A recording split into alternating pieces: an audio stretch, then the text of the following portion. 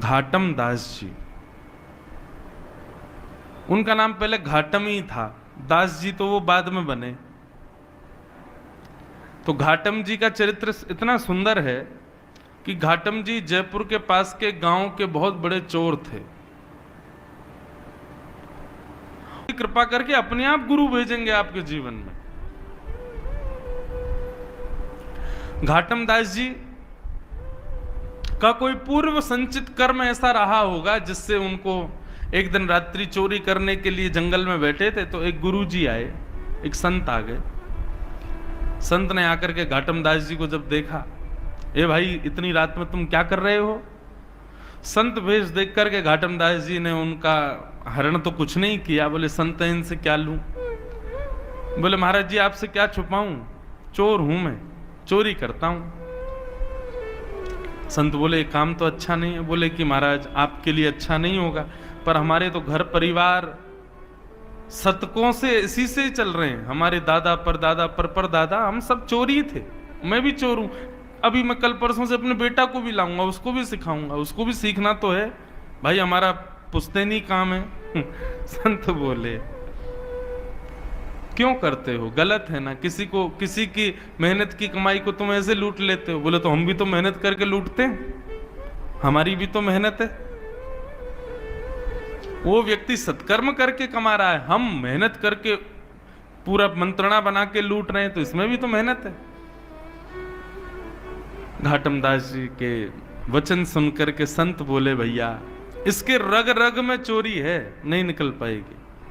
चरणों में घाटम दास जी ने चरणों में प्रणाम किया। बोले आप आज्ञा करो, यदि आपके मन में कोई भाव हो तो।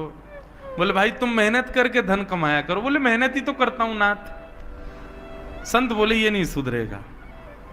संत बोले तो ठीक है, एक काम करो, तुम सब जो मन करे वो करो, 4 काम हमारे कहे के करो।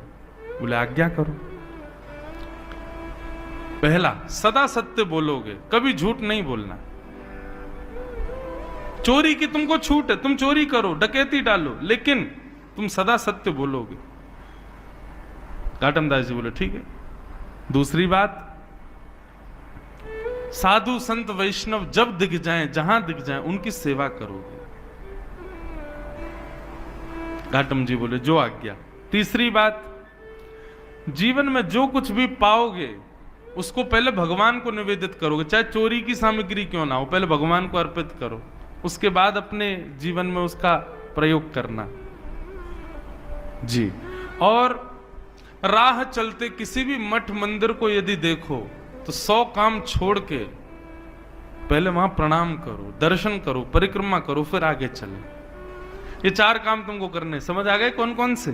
पहली बात सत्य बोलनी है, दूसरा संत ब्राह्मण वैष्णवों की सेवा करनी है, तीसरा कुछ भी सामग्री लोगे पहले ठाकुर जी को निवेदित करनी है, प्रसाद बना के उसको स्वीकार करना है, और चौथी बात, राह में कोई भी मठ मंदिर मिले पहले वहां प्रणाम करो, फिर आगे चलो।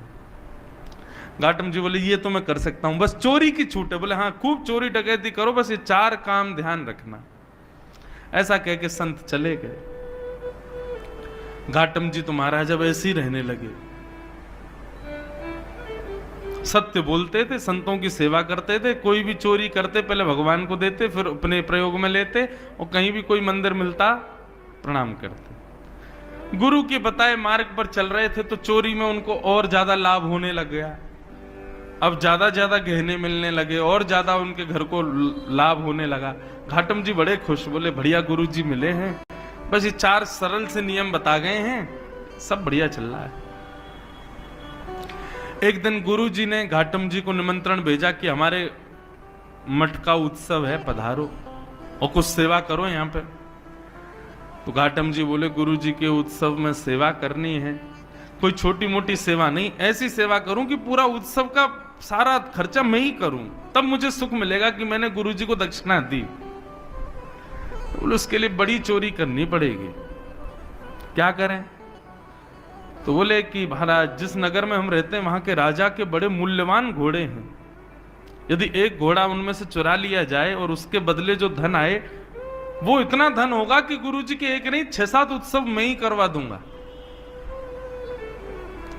तो घाटम जी ने एक सिपाही का रूप धारण किया। राजा के दरबार में जाने लगे। द्वारपालों ने पूछा, कहां भाई, कहां कहां कहां घुसे चले जा रहे हो भीतर? कौन हो? थे तो सिपाही भेष में। अब पूछा कौन हो, तो सत्ती बोलते थे। बोले चोर हूं, चोर हूं, चोरी करने आया हूं। तो सिपाहियों को ऐसा लगा कि भैया ये कोई राजा का अंतरंग व्यक्ति है और हमने इससे पूछ लिया कि तुम कौन हो, तो इसको बुरा लग गया है, इसलिए ये व्यंग में बोल रहा है कि चोर हूं। अरे भैया क्षमा करो, जाओ जाओ भीतर जाओ। घाटम जी बड़े खुश, सत्य बोल रहा हूं फिर भी देखो आज्ञा मिल रही है, जाओ। घाटम जी भीतर गए। राजा के 4 घोड़े थे, उनमें सबसे महंगा घोड़ा काला वाला था, वही चुराया। उस पर बैठ करके और महाराज बाहर निकलने लगे तो सिपाहियों ने फिर पूछा, बोले ये तो राजा का घोड़ा है, इसको लेके कहां जा रहे हो? बोले बताया था ना चोर हूं, चोरी करने आया हूं, घोड़ा चोरी करके ले जा रहा हूं, अपने घर बेच दूंगा इसको। सिपाहियों को फिर लगा, बोले अब तो कुछ ज्यादा ही बुरा मान गए लगते हैं ये, हैं? ये कोई राजा के कार्य से आया व्यक्ति है, हम बार बार इसको टोक देते हैं तो बेचारा बुरा मान जाता है, अपने आप को चोर बताता है। अरे भैया क्षमा करो, तुम जाओ जाओ ले जाओ। घाटम दास जी ले गए। घाटम दास जी घोड़े पर बैठे, बोले गुरुजी की पहली आज्ञा पूर्ण हो गई। गुरुजी ने कहा था जो भी सामग्री लो पहले ठाकुर जी को निवेदित करो। हे ठाकुर जी, ये घोड़ा आपका ही है, ये राजा का नहीं है, मेरी मन बुद्धि स्वीकार कर चुकी है, ये आपका है। ऐसा कह करके जा रहे थे। अब राजा को कहीं निकलना, जाओ पकड़ो, ज्यादा दूर नहीं गया होगा। सैनिक दौड़े पीछे।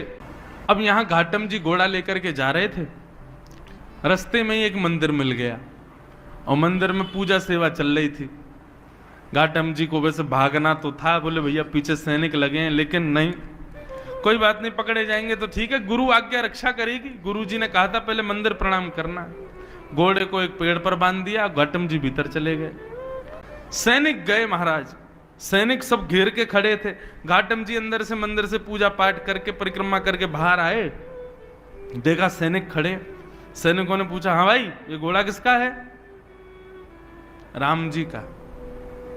सत्य बोल रहे हैं, मैंने तो निवेदित कर दिया उनको। बोले तुम राजा के यहां से चुरा के लाए हो ना इसको? बोले हाँ ये बात सत्य कि राजा के यहां से चुराया, पर मैंने अब ये ठाकुर जी को दे दिया है, अब ये ठाकुर जी का है। तो क्या बकवास करते हो? और ये काला था, ये गोरा कैसे हो गया? बोले वो तो मैं भी सोच रहा हूं कि ये गोरा कैसे हुआ। मुझे ऐसा लगता है राम जी को गोरे घोड़े पसंद होंगे, इसलिए उन्होंने इसको गोरा कर दिया। सैनिक पकड़ के राजा के सामने ले गए। राजा ने कहा भाई घोड़ा तो ये मेरा ही है, पैरों में नाल भी वैसी, आंख भी वैसी, कान भी वैसे, गले के बाल भी वैसे, सब कुछ, लेकिन ये गोरा कैसे हो गया? और 1 घंटा भी नहीं हुआ तुमको चोरी किए, इतनी जल्दी कोई पुताई करके रंग तो बदल नहीं सकता, ये रंग इसका गोरा कैसे हुआ? घाटम जी बोले क्योंकि नाथ ये पहले आपका था, अब ये राम जी का है। राजा चरणों में गिर गए, भैया तू क्या बला है, तू ये बता, पहले सत्य भी बोल रहा है, चोरी भी कर रहा है, सबको बता भी रहा है मैं चोर हूं, सब कुछ कर रहा है, और अब तू ये है क्या?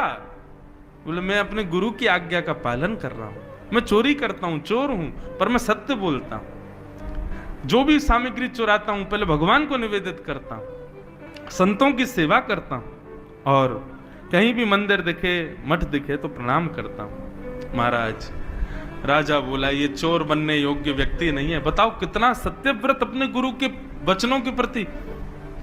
बोले महाराज आपकी आज्ञा हो तो आज से आप हमारे राजगुरु, अब आपको चोरी नहीं करनी है, आप हमारे इस राज शासन के गुरु के रूप में विराजमान हो जाओ। घाटम जी ने जब ये शब्द सुना तो नेत्रों से अविरल अश्रुधार गिरने लगे और अपने गुरुदेव को याद करके रोने लगे। मेरे गुरुदेव की सहज वाणी का मैंने पालन किया, चोरी करता था, सब गलत काम करता था, केवल उनकी वाणी का पालन करने पर आज मुझको एक राजा का गुरु पद भी प्राप्त हुई। यदि मैंने कार्य भी सत्कृत्य किए होते तो आज एक राजा नहीं साक्षात राम जी मुझको गोदी में बिठाते। मैं आज के बाद चोरी नहीं करूंगा। और उस दिन से घाटम जी का नाम बदल गया और उन्होंने अपना नाम रखा घाटम दास।